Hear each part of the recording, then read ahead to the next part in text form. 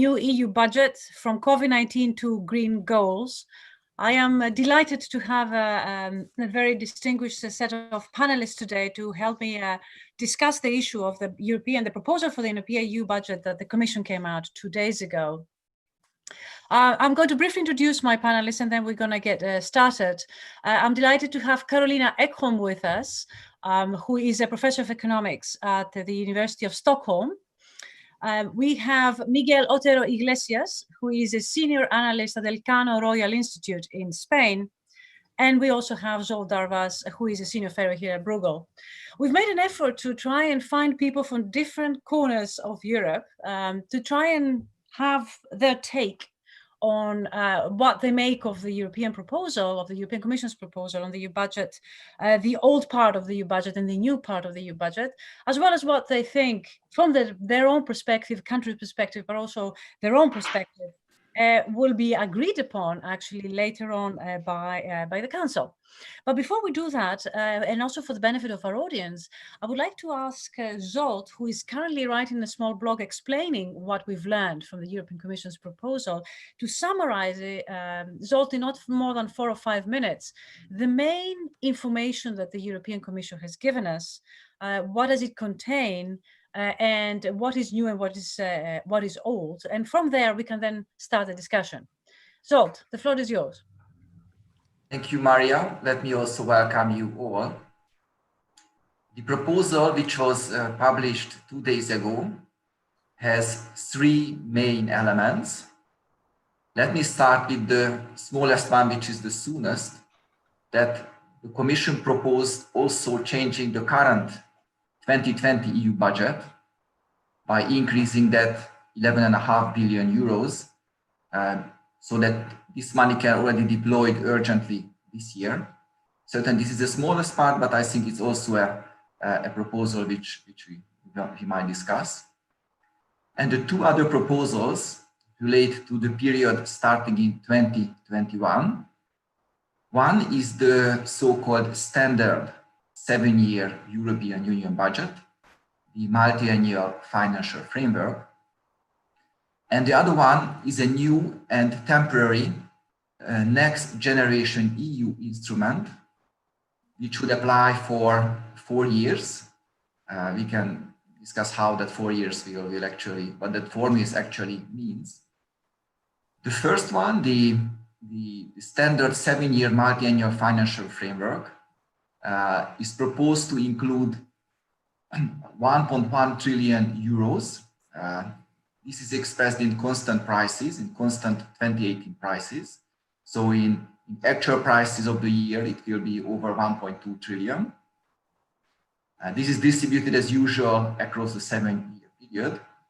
And the brand new thing is that the Commission proposed this next generation EU instrument, which in total would apply to 750 billion euros, again at constant prices. And its major novelty is that the 750 billion euros would be financed by European Union borrowing from markets from very long term. And this money will be utilized mostly in the next 4 years. And the distribution of this 750 billion needs some explanation because I have to say that the Commission was not very precise, because the Commission said that 500 billion would be grants and 250 billion would be loans. Now the loan component is fully correct, but the grant component also includes guarantees, approximately 60 billion euros. So it's also good to know, or important to know, that not all of the 500 billion that the Commission calls grants are actually grants, but only 440 billion are grants, and 60 billion are guarantees. Now, for what this new money would be used for, so it has 3 major arms. One is supporting economic recovery, and this is the largest part. This involves 450 billion grants and 250 billion euro loans. The largest components within that is a so-called recovery and resilience facility. And there are also many other new acronyms that we have to learn. So beyond this recovery and resilience facility, there is also a so-called REACT EU, which aims to achieve a quick response in mostly the next 2 years. Because this larger recovery and resilience facility will certainly take more time to put in place.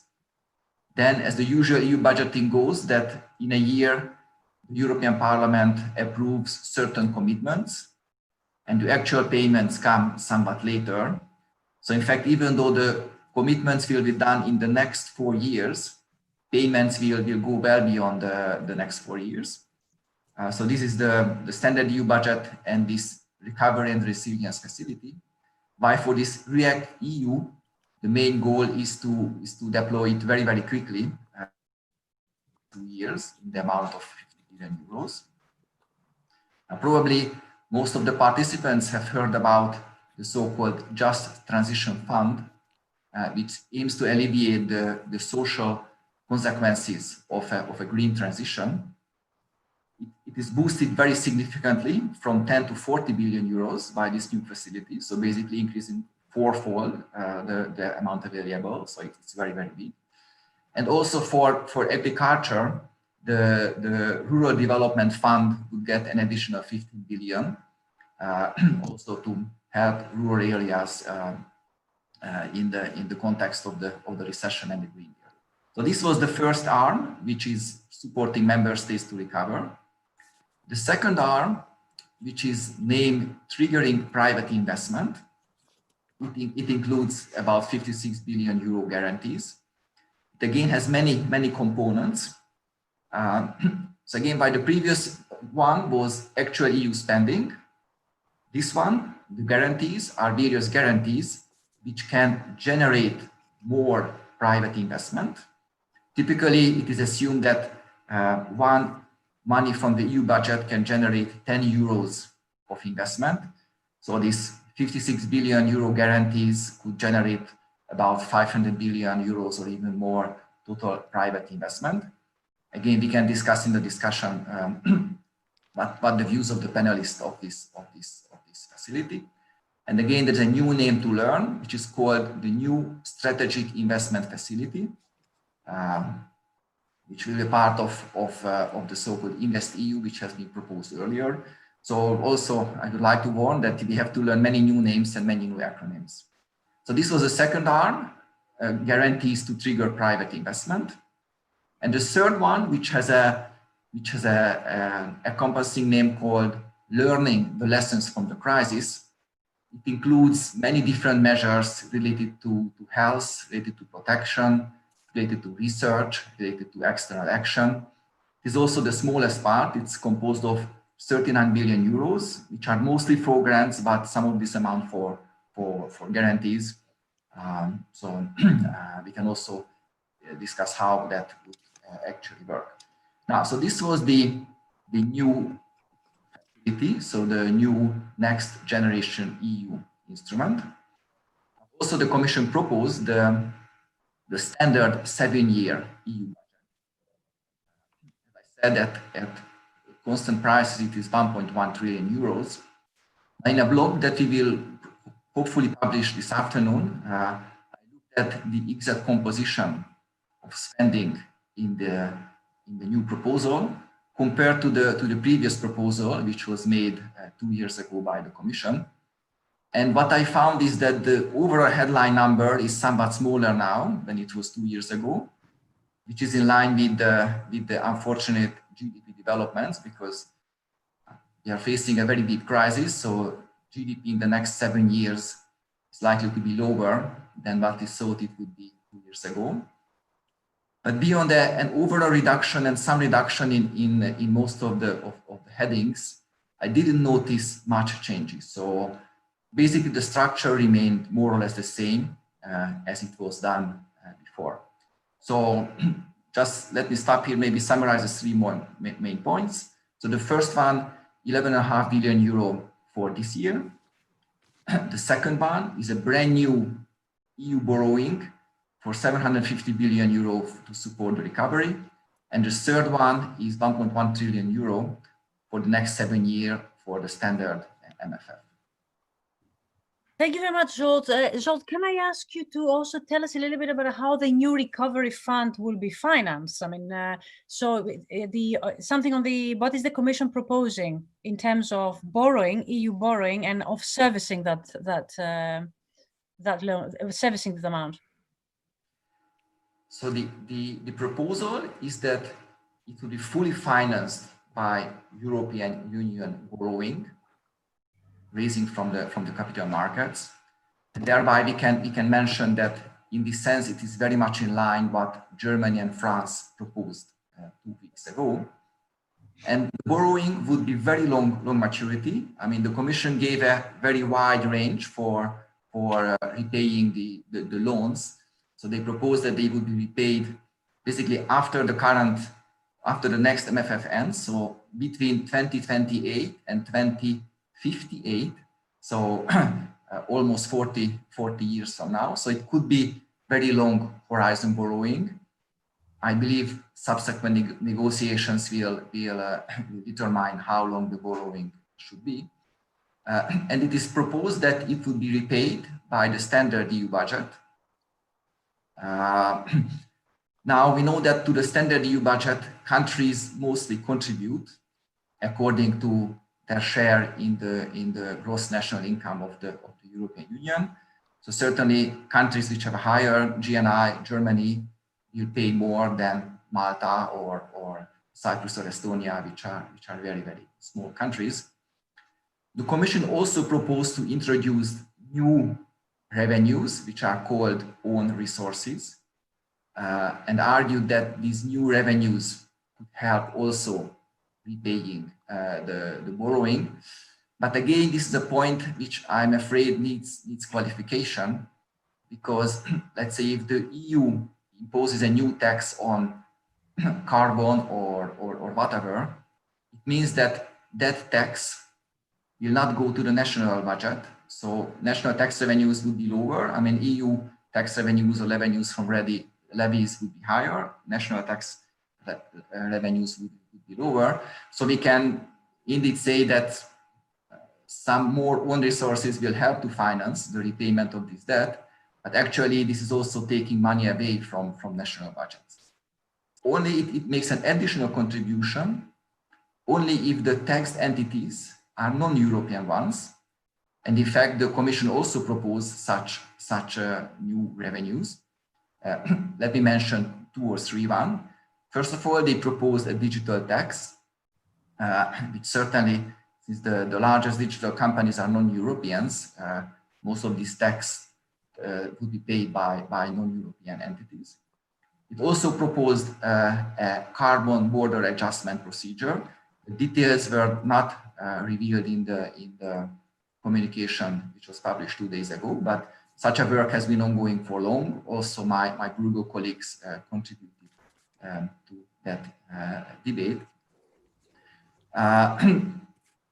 So only in the case that the tax is applied on non-European entities, that will help, in a sense, repaying this debt. But if it's applied for European entities, European companies, then it's just a reallocation of tax revenues between a government and the European Union budget. We can discuss this, Zsolt, if you look in a minute, but I just wanted to know a little bit the confines of the proposal. So if I may summarize, there are 3 components here.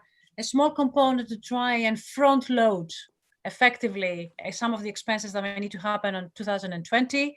Then what I would call the traditional MFF, which for what we heard from Zsolt is very much similar both in size and in composition in terms of what to do with it.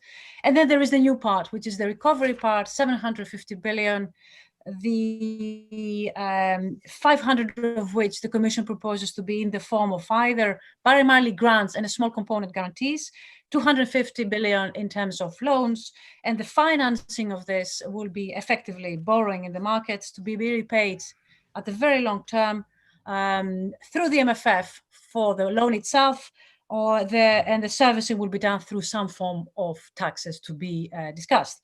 So is that a good summary result of the confines of the proposal? Yes.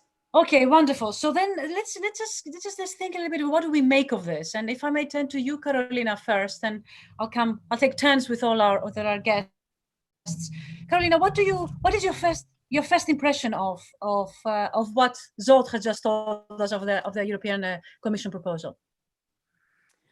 Well, I mean, my sort of gut reaction is that it's sort of what I might have expected. I think it's a reasonable proposal in view of all the explicit and implicit restrictions that the Commission faces. There seems to be sort of in the bigger package, there seems to be something for everyone, except maybe for Viktor Orban, that I read in the news was not happy with this proposal, but that could be a positive thing for many of the other leaders. I mean, there's this debt-financed part of this, which is mainly for a recovery plan, with part of the disbursement through grants and the other part through loans. And we know that some of the member states wants to have grants and some other member states want to have loans. It's a time-limited facility with a clear end date, which may be important for the ones that oppose, that are skeptical, in particular regarding grants.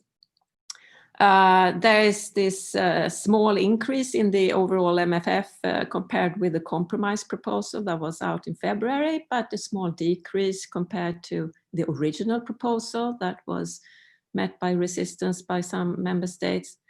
There is increased spending on environment and climate action, which I think many member states are going to view as a positive.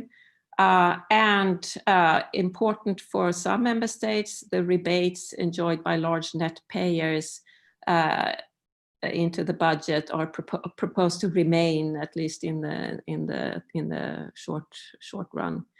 I think that's going to be quite crucial in order to get the so-called frugal countries on board.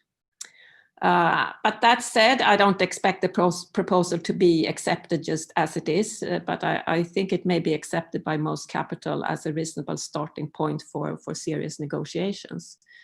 And I shouldn't be too lengthy, but I think some of the components that I think will face strong resistance are the suggestions for the new sources of own resources. But I think Zsolt also alluded to this, that it's mainly redistributing tax revenues from the member states, and they may not be very keen on agreeing on that. Thank you, Carolina. I would like to talk a little bit about this, what you think will survive, because as you said, this is a basis for negotiation. Maybe in the second round, we can talk about, where do you think we're going to end up? This is a starting point, but where we're given also the reactions that are coming from the Frugal Four, I think it would be important to think about where we think it will land. But can I ask you, Carolina, do you think that, because you said your first sentence was, this was very much what was expected from the European Commission, expected, and this is my question, what do you mean by that? Because there is, if you look at the reactions that are coming, at least initially, these 2 days that the proposal has been out, a lot of people are talking about bold proposals here. Do you think that at least in some components, is this a bold proposal? I noticed that when the Commission President was in Parliament, it really seemed to be back and forth between, oh, this is a revolution, but it's really business as usual.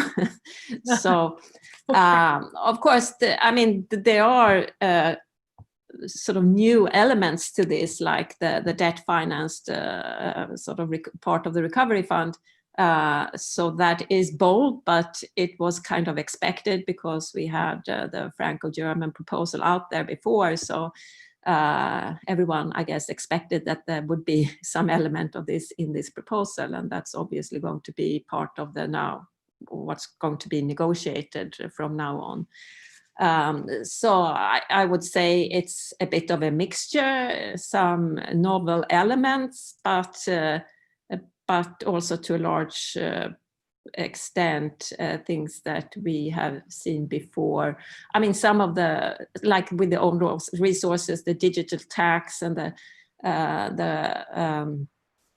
carbon border adjustment mechanism. I mean, these things have been also discussed before in various forms. So I would have expected all of these things to be in this broader proposal.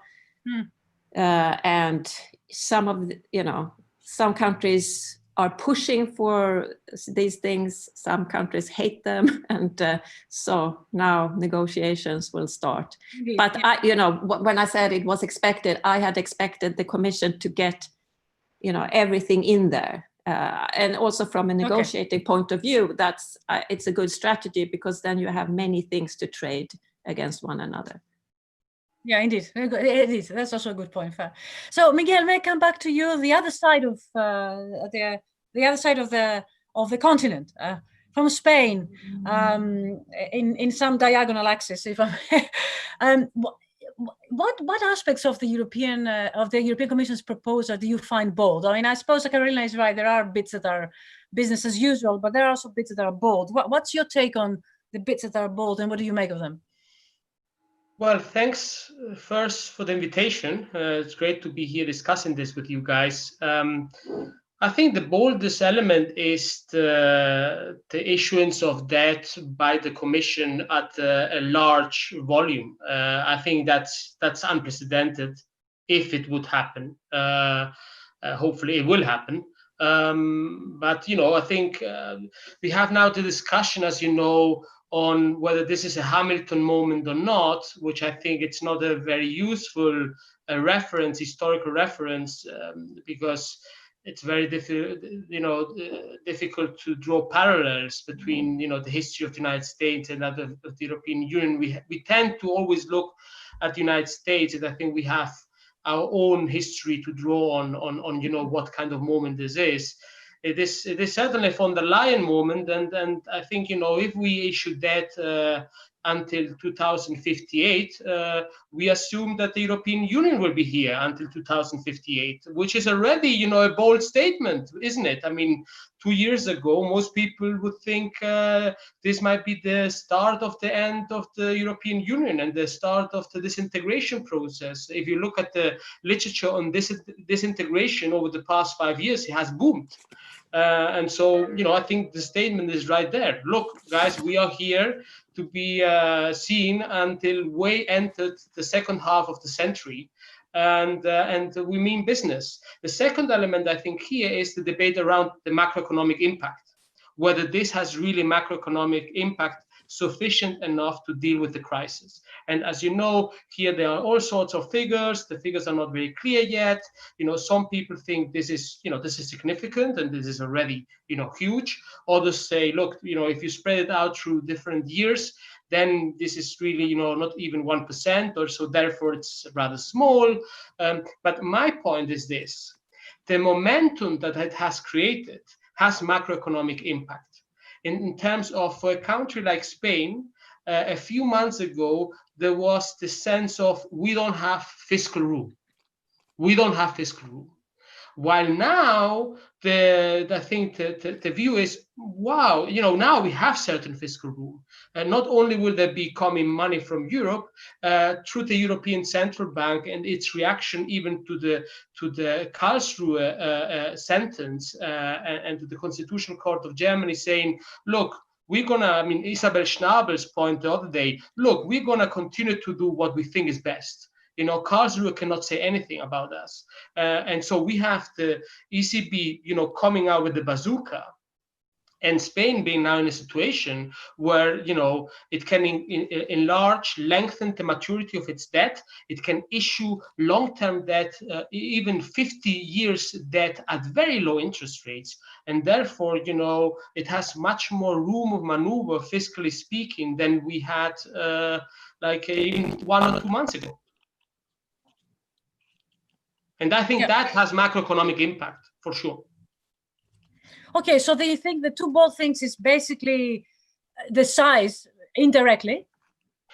I think the size and the momentum, the size, the volume, but as well, the ideational framework that it creates, right? The different mindset that this creates. I mean, remember the mindset we were in, I had students like 3 months ago, they wanted to do something about the European Monetary Union and Fiscal Union. Right. And I was like, do you really want to do this again? I mean, did the negotiation around big, BICC really not bore you to the end? And so we were stuck in this. There's no move out of this, and so we are in a very different mindset today, right? I mean, we are in a mindset where, people are talking about the Hamilton moment. I think that's overstretched. Can I pick on this? Because this is an important part. I mean, metaphors are apart. Is it really, an unprecedented moment? This is a one-off issuance of debt. This isn't forever. This is that the Commission is suggesting that we're going to issue EU debt just for this budget. Is that really, justifying us thinking that we are moving into a completely different direction rather than saying, no, we are dealing with a shock. We are dealing with an unprecedented shock. And that's it. I mean, the rest is, we go back to normal, as it were. Do you really think this is a change of direction, that the road to travel is going to be very different? No, I think it follows the usual pattern, but of dealing with the crisis as they come and do the best and mothering through and finding compromises and keeping it together. Keeping it together. And but I think, again, it says two things. One, I think Jakob Kierkegaard had a nice thread this morning saying, look, those that talk about the Hamilton moment, is not that Hamilton created some sort of fiscal union in the United States back then. The really fiscal union, the really large fiscal federal budget in the United States was created really, in the New Deal. So it took many, many years to have, the moment of Hamilton was as well very, very kind of punctual, right? It was, okay, we are going to now mutualize the debt that we generated in the fight of independence. But it was not really a macroeconomic important federal budget. It was not the creation of a fiscal union. It was this logic. It was the logic of, look, we have a big problem. And it's better that we actually address it together. And for that, we need to get into debt together. And we might have to take on the debt of others, etc. Right? And so this understanding slowly that we have public goods, because let's be honest, why is it that France and Germany and others are now, and why is it that the Dutch are now, with their back foot, right? Why is it? Because they know that the survival of the single market is at stake. Right? And so if you want to keep the single market, you need to address this together. And so the public good of the single market needs to be kept together. And that's what changes the mindset. It's not like, Greece is too small, we can press Greece a lot. No, here it's, wow, if we don't do things. And I think Wolfgang Schäuble's interview a few days ago really shows that, this moment of saying, look, this might collapse altogether if we don't really, send the signal to the population and to the markets that we will address this together. And I think that the proposal from the other day by Macron and Merkel, and now of the Commission, I think it sends that signal of saying, look, we are here to address this, and we will keep the house together. But let's discuss actually how much we think will survive. I think that's an important thing for the macroeconomic relevance to be of relevance, to remain. We need to think a little bit about how much of this survives. But before we do that, if I may, thank you, Miguel. Can I turn to Zsolt? Zsolt, you've summarized the new elements of the old elements. You've worked a lot on the European budget, on the multi-annual framework. What's your sense about what's really new and important and what's your sense about, well, some of it really is what Carolina said, business as usual? I agree with Carolina that the proposal was expected after the Franco-German proposal 2 weeks ago. But that Franco-German proposal 2 weeks ago was clearly a groundbreaking proposal. It never happened that the two big member states proposed joint borrowing, which would finance European Union projects throughout the Union and would involve redistribution. We can recall earlier discussions about the Eurozone budget, as Miguel also referred to them. They were a tiny amount, and even the term sheet said that countries will get back as much as they pay in. So there was basically a complete rejection of redistribution via any Eurozone budget. Now, this is for the European Union. It's so much bigger. Again, as I summarized, of this 750 billion, only, quote unquote, 440 are grants. But even 440 billion in grant is a macroeconomically significant amount. Yeah. It will be spread out many years. So unfortunately, it cannot be utilized in one go. Again, the Commission has a table which shows the expected, commitments and the expected payouts from this fund. Commitments are expected to very much front-loaded for the next 2 years. But since payments always take time, I mean, some of this money will be even paid at the end of this decade. So clearly, the impact will not as big in each year as the large number would suggest. But nonetheless, I regard it a really, groundbreaking that the Commission has made this proposal. This proposal will be discussed. Now we need to see how much will remain of that. But given that the two largest European Union member states support it, I hope that through various compromises in other areas, most of it will actually survive. Okay, then perhaps we can move on to that part. How much will we survive?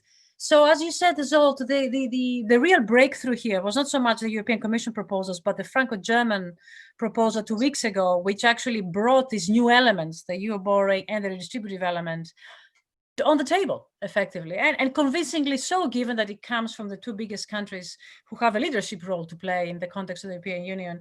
So let's see then, can I interpret then the Franco-German proposal effectively as the limits of what's politically feasible? Or do you think that actually, no, the European Commission on one side will actually manage to stay with the amounts that they have, against, let's say, the frugal four, if I may use, we're pushing from the other direction to try and reduce the new money. So where do you think we're going to end up on this spectrum of new funds, of a new recovery fund? Carolina. That's a really difficult question, because there are so many parts of this that could I mean, obviously the frugal four are going to try to limit the amount that would be dispersed in terms of grants.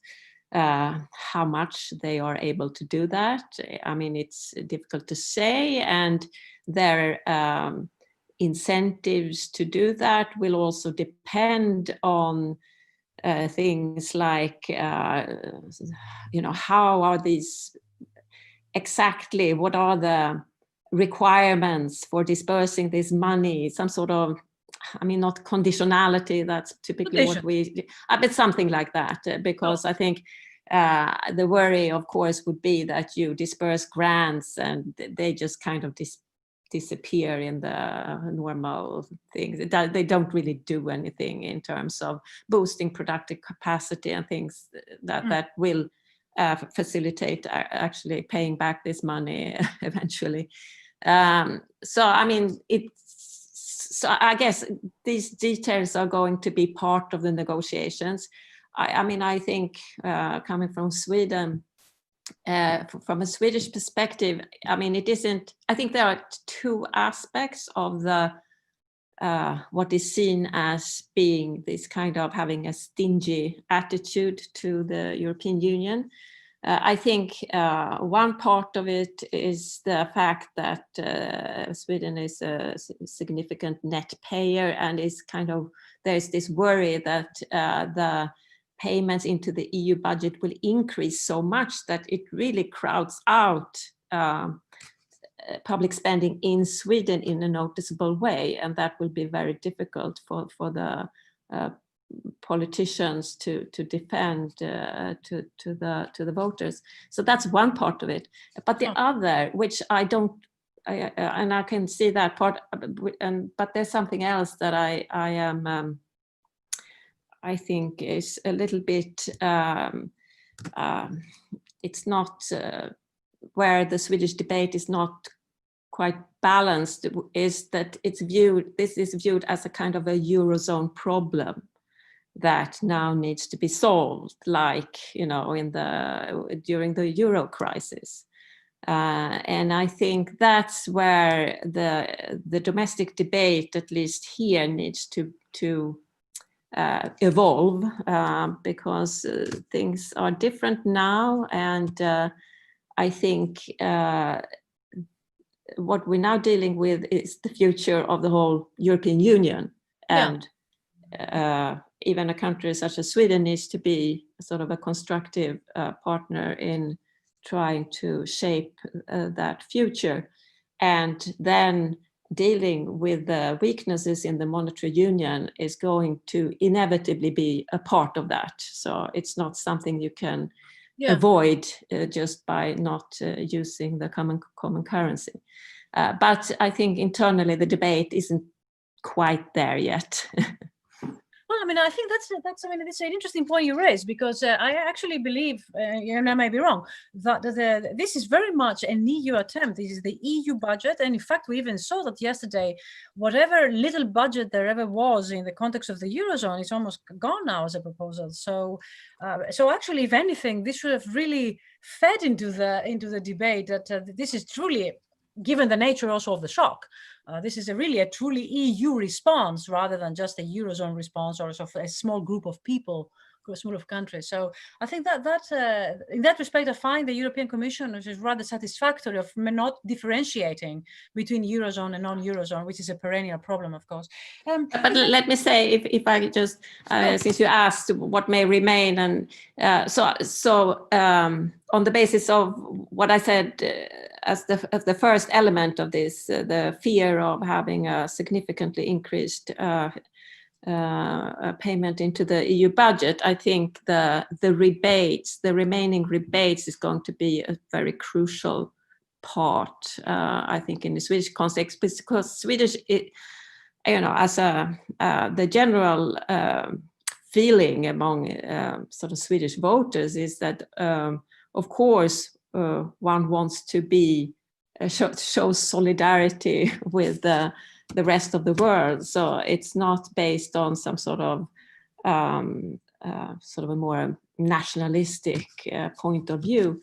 But if that is sorted through rebates, I think there would be less resistance, at least in a country such as Sweden. Okay, well, that's interesting to hear that this is effectively the stick and the carrot is beginning to emerge for the different parts of Europe. Miguel, what do you think will be the end of the spectrum? Will the Franco-German proposal be the end proposal, or do you think that the Frugal Four will ask not just for rebates, but actually for reduction of these funds, and certainly if those funds are to be given out in the form of grants? Well, I think here I have a normative stand in the sense of I think the volume should be kept. I think it is the right volume, and I think a country like Spain will do what it can to keep it that way. Let me divide it in, I think, 3 levels here. The first level is the bilateral, in the sense of what can a country like Spain, negotiate with a country like Sweden, for example. And I think there, the whole discussion about conditionality, that we should not use conditionality because, as you know, it's toxic. So more like, ownership of reforms, right? The ownership of reforms, and where do we put the money in, right? And here the digital element and the green element, and as Carolina said, productivity. So I think in that regard, the use of the European semester I've read the country report of Spain of the European Commission. There's a lot of good stuff there. I mean, I think it's good work. It really shows the weaknesses of the country, where the money should go. And I think in that regard, there can be a negotiation in terms of, look, we really want to spend this money right? And we have to convince our partners that this will happen. But this would be more like, this bilateral, let's say, credit debtor element.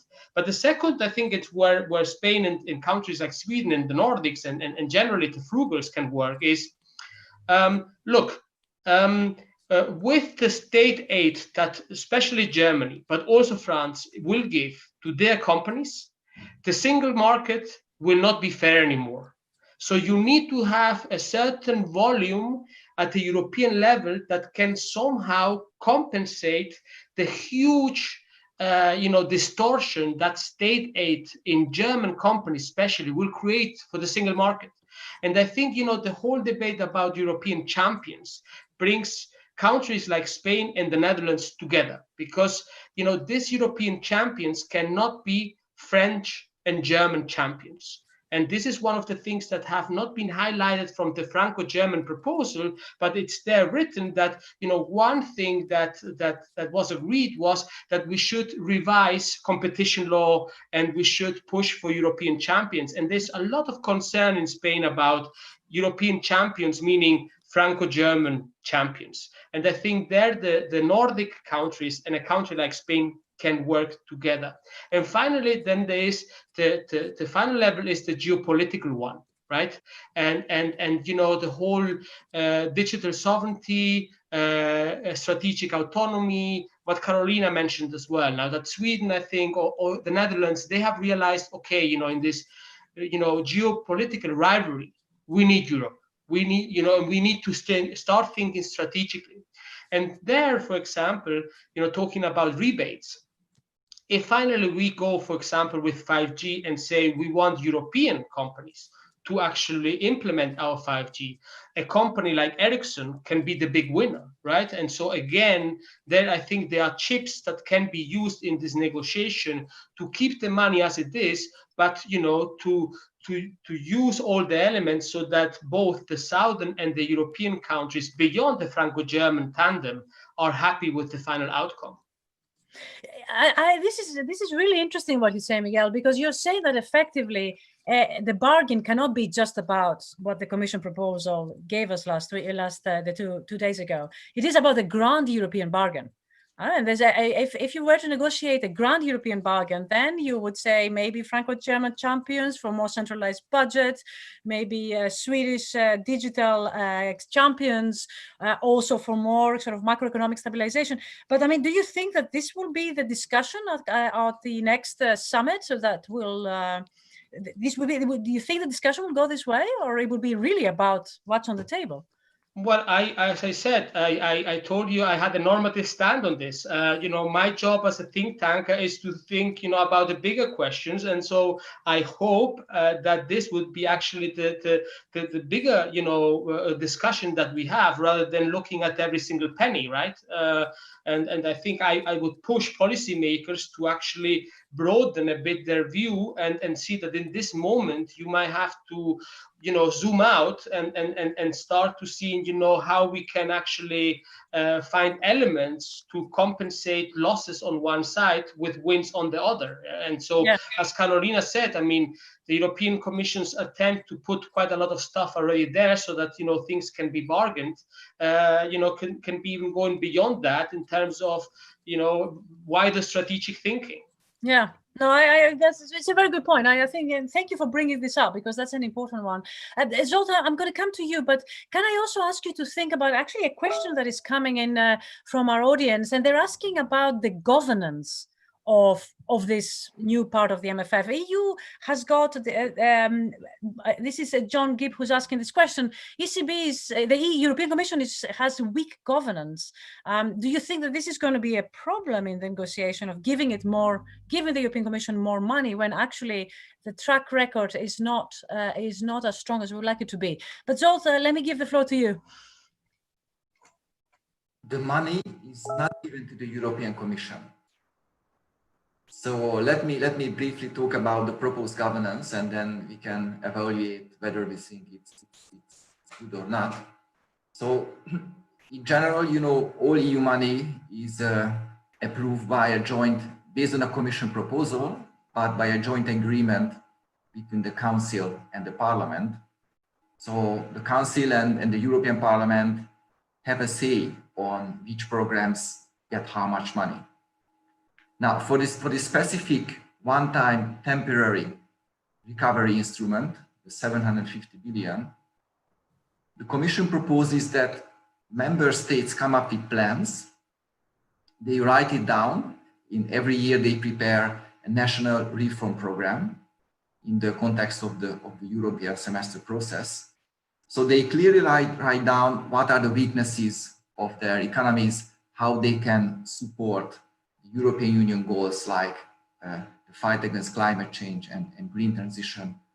And based on these national programs, there will be a discussion, as always, in which, you know, everybody has a voice. So if Sweden wants to comment on what Spain is proposing, then it has a chance to do that. And ultimately, you know, the Council decides what kind of recommendations the countries will actually get. And then there's a joint decision with the Parliament on how the money will be actually allocated. So there is a level of democratic, you know, legitimacy in this whole process, because ultimately the Parliament and the Council decides, and before that, all the national plans are negotiated between all stakeholders. All member states can contribute to the discussion. So it will not be a black box that, you know, Spain gets a lot of money and does with this money whatever it wants. But there will be very specific programs. The country has to prove that that program is indeed, first of all, supporting the recovery as the first goal of this new package. But secondly, it also has to prove that it also contributes to greening and digital goals of the European Union. And if, you know, Dutch or Swedish or Danish, you know, politicians believe that this program is weak, they will have a chance to say, and then Commission will request the country to change the reform. Okay, so tell us then about what do you think we can expect to survive out of the European Commission proposal? Again, I mean, similarly to Carolina and Miguel, I don't have a crystal ball. Pity. What is, I think, almost likely is that something will come out of that. I mean, even the countries, Austria, Sweden, Denmark, and Netherlands proposed the recovery fund, but they proposed it to be built on loans, while Germany and France proposed it to be built on grants. So certainly two sides there will be a lot of discussions, negotiations. And indeed, I agree with Carolina that especially for Sweden, which is not part of the euro area, the same for Denmark. I mean, the attitude of other countries to agree on the continued budget correction, these so-called rebates, will probably be there. So they will be able to get maybe an even larger rebates than they what received so far. So I do expect that there will be a sizable amount of the recovery fund. A sizable portion of that will composed of grants. Now, how large that will be, I mean, needs to be seen. And I also would like to mention one very important point is that if you look at, you know, how this proposal has been received in different parts of Europe and the world, I mean, many observers are you know, applauding it, and it in itself it indeed creates, you know, a new sentiment that at last Europe does something serious. So yes, it's not enough. Even the German proposal of 500 billion would not be enough compared to the scale of the problem, but 500 billion is a sizable, a large amount, and Europe is doing something, and this message is everywhere. I mean, even people in Southern Europe realize that, look, the EU is doing something for us, and just generating positive sentiment in itself helps. As we know as economists that expectations and are also absolutely crucial for the recovery. So if companies and people believe that this might have an impact, this will have an impact, then it will indeed have an impact. So let's hope that the council will agree on a wise compromise. Thank you very much, Zoltan. I mean, it's really fascinating that all three of you are reluctant to tell us where we're going to end up on the scale. I mean, it's that I think my point is not so much of identifying the number. I think it's difficult to imagine that there will be a number close to zero. If I take the 750 being the Commission, 500 being the Franco-German proposal, and zero being the other extreme, it's difficult to imagine that something will not happen, in particular for that last reason that Zoltan mentioned. There is now a sort of a euphoria, justified, I think, euphoria, that there is something happening there. So now to come up with something zero or very close to zero would be very difficult to imagine. But also, I think what the important point here is that there is an intrinsic trade-off here that comes from the quantity that will be agreed and the form in which it will be agreed. So, I think it's fair to say that if we're going to have more in the form of grants, it's probably going to be a smaller amount. But if we are wanting to have a bigger amount in order to deal with the size of the shock, then it's probably going to have a greater bias in the form of loans. So I think that's an intrinsic trade-off that we will see. And there's also another question that comes here from one of the audience. I really quite like the point that Miguel made, that in the sense of we're not really just negotiating the budget here. There is bigger issues here and you need global solutions to global problems rather than just isolated solutions. So I mean, I'm reluctant to ask my third question, because it's going to demand of you to sort of look even further into your crystal ball, and try. And my question is, and I don't know how you want to address it. My question is, where are we going to be 10 years from now? I didn't even want to think about the EU not existing, as you suggested, Miguel, but there is really an issue there. I'm going to assume it does. But I think, it's important to try and identify, what do you think that common issuance of debt is not going to be just a one-off tool? In which case we are really much more moving, the road to travel is much more a road towards federation? Or do you think that no, we're going to deal with the shock whichever way we can achieve politically right now, and then we're going to continue the process of integration at the slow pace that we always have?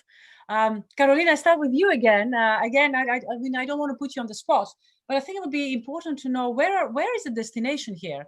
What are we traveling towards? I think, my view is that underlying all of this and underlying all the tensions within the European Union is the fact that there are very different visions of what this cooperation is for. It varies across individuals, but I guess it also varies across countries. And so I think in some countries, this more federalistic vision is quite natural and appealing, whereas in other countries, it's almost anathema. And I mean, I think in some of the Nordic countries, the populations or the voters, they don't want to have a federalistic structure, or they're quite happy with focusing on the single market and these things, and having a strong common competition policy and all those things. But they are not at all inclined to want to, I mean, it's not a coincidence that very few of the Nordic countries actually are in the Eurozone. I mean, Norway is not in the EU. Sweden is outside the euro area. Denmark has this opt-out, but they have a fixed exchange rate. So, I mean, in principle, they are quite closely integrated anyway. And Finland, they are in the euro area, but I mean, largely this was probably to a large extent a geopolitical type of decision. So these are countries that have a reluctance to go in a in a more federalistic direction, so to speak.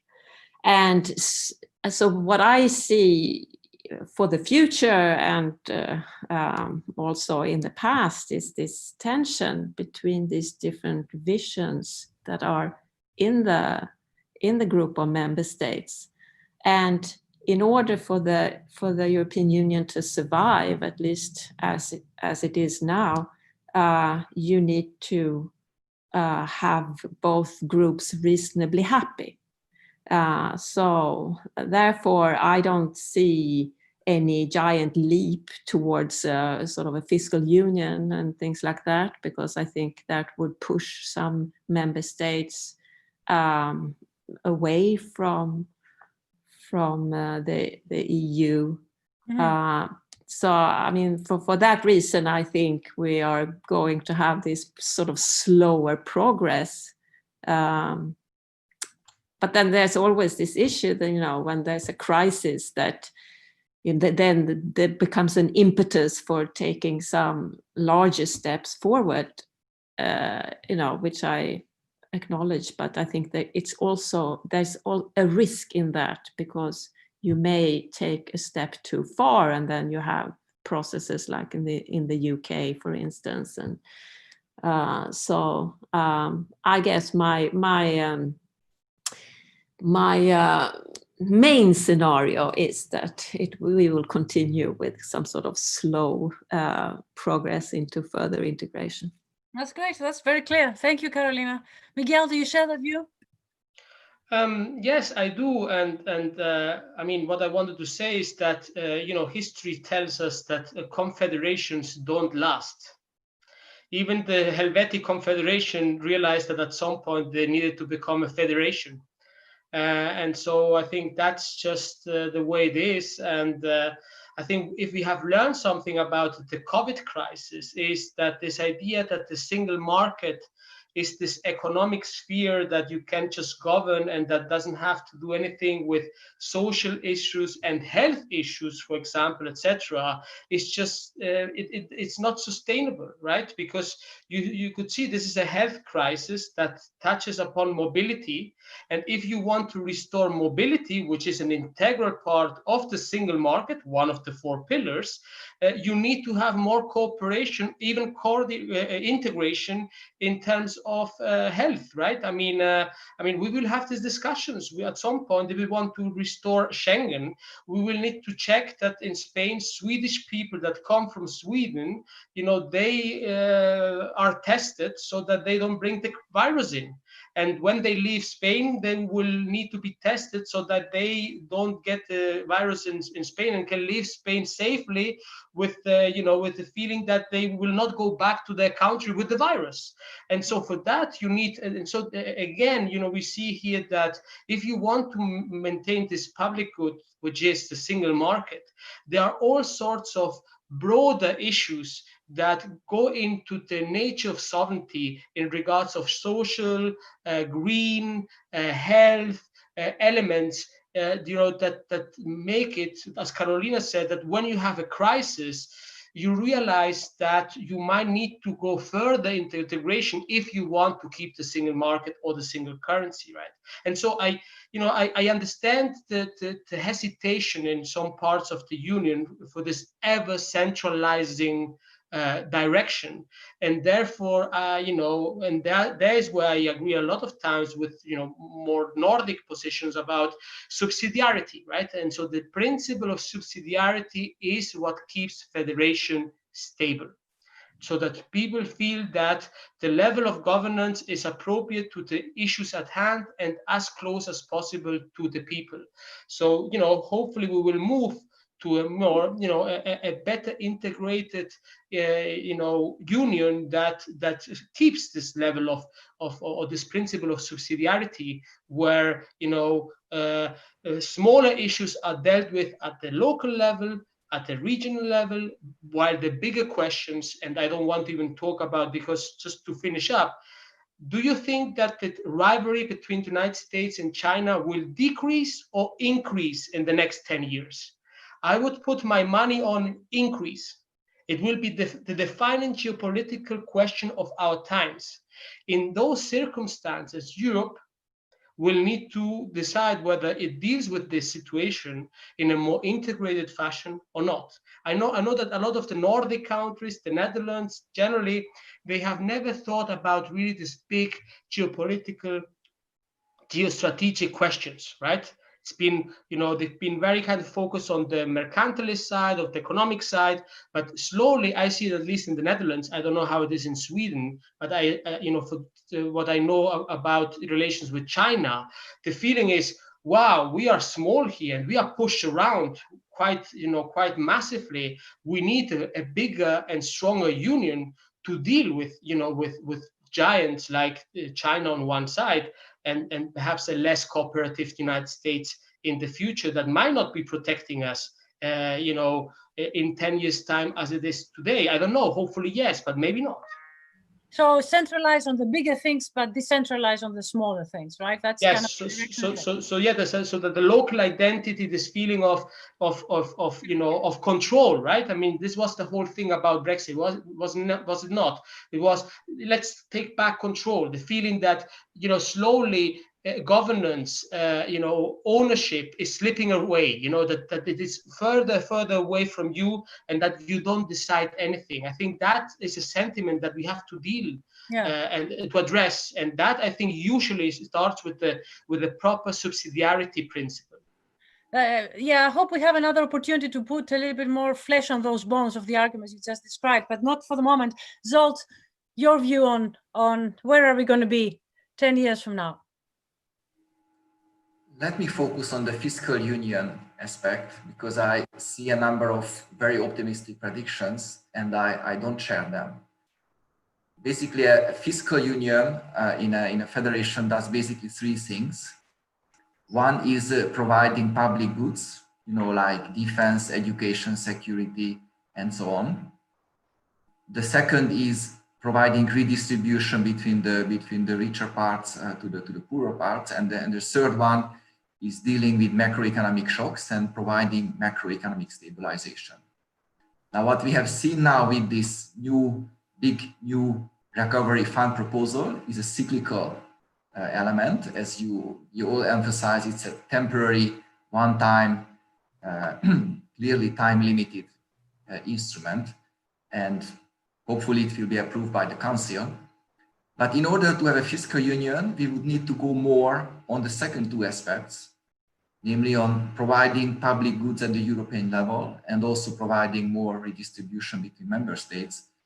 And I don't see a big appetite for any of that. I mean, we should recall that European Union member states, when they started to integrate certain policy areas more closer to each other, they were already very developed member states with all functioning, systems, welfare system, and so on. When in the US they started the fiscal union, there was basically no public expenditure. So at the beginning of the 20th century, the federal US spending was just 2 or 3% of US GDP, so almost nothing. So the US system developed parallel with the way the public sector took on more and more roles. While in Europe, we already have highly developed functioning welfare systems. So we could move to a fiscal union only if member states agree to give up certain functions. And that's I think it's very unlikely to happen. And also a much higher level of redistribution, I think, is not likely to happen on a permanent basis. Again, what is good from the proposal made 2 days ago, that it's the first time that the EU does something serious on fiscal stabilization. This is good news. It can show us that if we will have a similar crisis 20 years from now, maybe something similar could be organized. But if not, between the Second World War and the global crisis, there were, some ups and downs, there were oil crises and so on. But clearly what is happening now is so unprecedented that it requires a one-time single instrument, which will hopefully be approved. But I don't think it will be the normal for the decades to come. So for these reasons, I wouldn't expect any big push toward the fiscal union.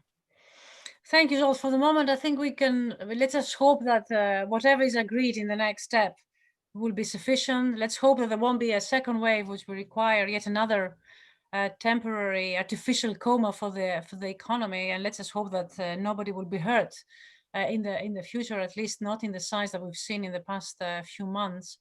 I don't think that we have a convergence here in terms of the way that we see our future, but again, I think it reflects the very, very fact that we have very different views about what we want out of this EU and how we see the problems emerging locally, but also more globally. I am very much aware that I've exceeded the time, so I think we need to stop here, but not before I take my opportunity to thank you for joining us from the different parts of Europe where you live, and also to thank you for your contributions and for your insights. And I certainly hope we'll be able to host you in some future event at Bruegel. But for the moment, thank you and have a lovely weekend. Thanks for hosting, Maria, and thanks to Carolina and Sol for the nice conversation. Thank you for coming. Thank you, and thank you for hosting.